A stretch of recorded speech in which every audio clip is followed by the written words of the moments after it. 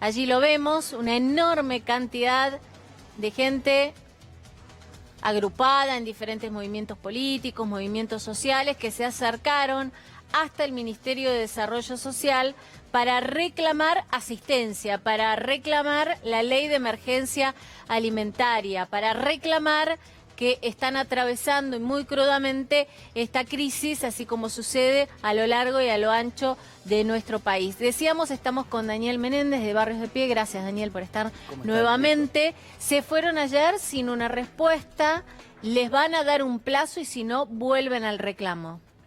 Sí, me parece que el reclamo ha sido contundente, masivo, expresa una realidad, me parece que complementa la fragilidad económica y financiera que tiene el gobierno.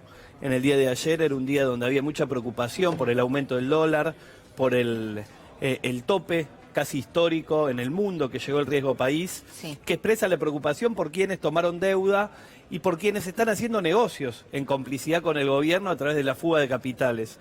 Ahora, el problema es que la fragilidad y la debilidad del gobierno no está dada solo en ese plano, está dada en una realidad concreta que, aparte de la preocupación por la imposibilidad de pagar que tienen quienes poseen esos bonos, también está la preocupación de la gente que no tiene para comer, que no tiene trabajo, la inestabilidad y las dificultades para que se llegue al fin del mandato de un gobierno que pende de un hilo, que generó políticas que lo están desestabilizando, que le están dificultando llegar al final de mandato, tienen que ver con la fragilidad financiera y con la irresponsabilidad de tomar deuda, y en todo caso con que le explotó un negocio en asociación con funcionarios que en unos meses van a tener que pasear por tribunales unos cuantos, vamos a tener probablemente todo el 2020, con esta justicia que a veces cuando se pierde el poder empieza a investigar, seguramente muchos ministros, secretarios, asesores, sectores vinculados con el gobierno van a estar enjuiciados y seguramente va a saltar la complicidad con fondos de inversión en la fuga de capitales, las ganancias que tienen familiares del gobierno que han invertido con información privilegiada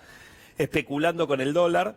Me parece que esa realidad tiene una contracara que es el costo de ese negocio. El costo de ese negocio, el que el país cierran fábricas, que los comedores están detonados por la cantidad de gente que concurren, y hace ya más de 2 años, casi 3 que nosotros venimos planteando, que hay emergencia alimentaria, el gobierno miró para otro lado, especuló con el resultado electoral, especuló con la construcción de una burbuja que finalmente hoy empieza a verse, y sobre todo en la sociedad desde hace un tiempo, pero se cristalizó en las elecciones, que él expresa una espalda y una señalización de que hay una culpabilidad muy clara en quienes llevan adelante estas políticas, ¿no? Ahora, corriendo el velo, ¿cuánto hace que ustedes están marchando concretamente y reclamándole a este gobierno? No es de ayer. Desde el primer día que han asumido, nosotros señalamos las consecuencias de las políticas económicas, tuvimos discusiones con Carolina Staley, generamos la necesidad también de un gobierno constitucional, articular políticas públicas, declaramos la emergencia a propuesta de los movimientos sociales y con el tratamiento en el Congreso, en la declaración de la emergencia social, articulamos con la CGT, con el movimiento obrero, con la Iglesia, la necesidad de que se mire y que no se fortalezca la especulación, la fuga de capitales, porque esto iba a traer consecuencias. Inmediatamente después intervinimos en la discusión por la emergencia alimentaria, porque hay malnutrición, porque los chicos, cuando empezó a haber con nitidez una destrucción de empleo, que se empezó a ver las consecuencias, quizá cuando se trató la ley que se intentaba reformar la movilidad jubilatoria, fue el momento más claro donde se empezaban a ver consecuencias que después derivaron en el acuerdo con el FMI. Es decir, esto es largo, y lo que hoy vivimos y las dificultades que este gobierno atraviesa, como todo fin de ciclo, ¿no?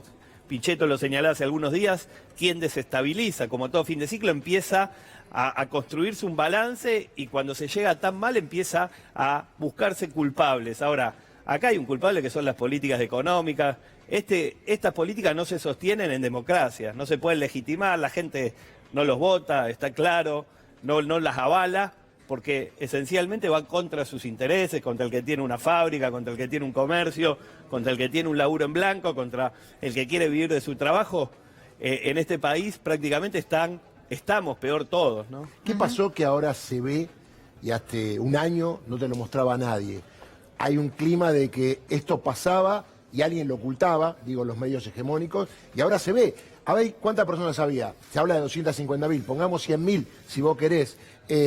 Digo, esta no es toda la gente. Hay gente que queda en los barrios y que no marcha. O sea que hay muchos más que están pasando hambre. No, pero sin duda, estamos hablando de casi más de un tercio va a terminar este gobierno, este proceso económico con 40% de pobreza. Claro. Es decir, ha subido significativamente, se ha instalado el hambre. O sea, en este país no había hambre en el 2015. No es que antes era toda una maravilla, nosotros hemos sido muy críticos de límites, de las dificultades del trabajo en negro, de las dificultades de penetrar sobre un sector concentrado de pobreza que no se podía y no se había podido mejorar la situación. Se mantenían aumentos de alimentos sobre los últimos años del gobierno de Cristina, que eran un problema concreto. Ahora, esto empeoró todo, empeoró la pobreza de manera significativa e instaló el hambre. Acá no había hambre, acá no había comedores tan detonados de gente, no había gente, digamos, recorriendo las intendencias, la Secretaría de Desarrollo Social, las parroquias,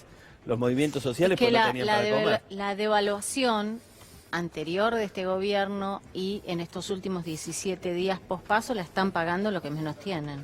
Sin duda. Y también los que quizá la clase media y que tienen un poquito más, también. Digamos, ¿no? El que tiene un salario en blanco hoy no se abrió la discusión para recuperar lo que se ha perdido con la devaluación. El gobierno miró para otro lado y permitió que se lleve adelante una devaluación del 30% en un día, cuando vamos a agosto y septiembre con una inflación mensual de casi el 10%.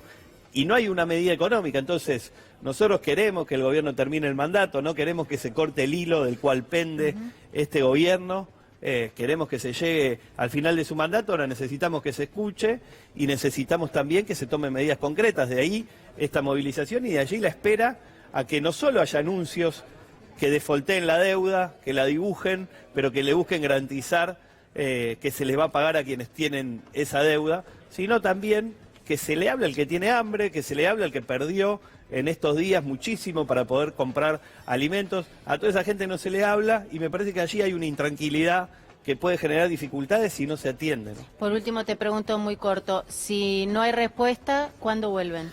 Nosotros mañana vamos a estar movilizándonos a la reunión por el Consejo del Salario, sí, que va a realizarse en el Ministerio de Trabajo, porque creemos que tiene que haber una señal allí significativa de aumento del salario mínimo que derrama en los programas de empleo, y luego la semana que viene vamos a estar discutiendo para ver si hay alguna convocatoria al diálogo que pueda, por lo menos en